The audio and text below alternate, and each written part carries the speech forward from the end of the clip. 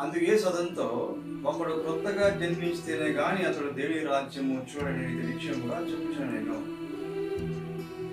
యేసుక్రీస్తు ప్రభు చెప్పిన మాట ఏంటంటే, దేవుని రాజ్యము చూడాలంటే ఒకడు కొత్తగా జన్మించాలి, నూతన జన్మ ఉండాలి.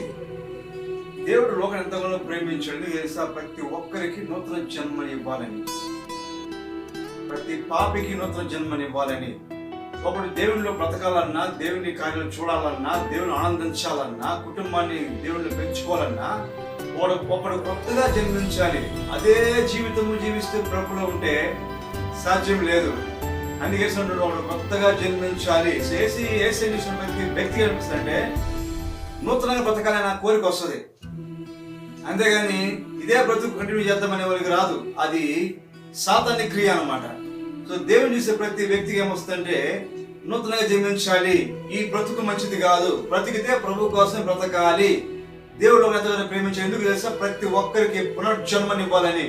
ఏదో చచ్చిపోయాక మళ్ళీ కుక్కో నక్కపడదని అని ఒట్టి మాట్లాడేవండి.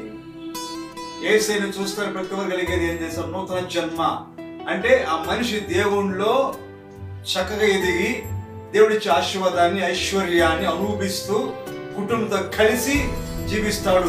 ఇది పునర్జన్మ, దేవుడిచ్చే మరో జన్మ.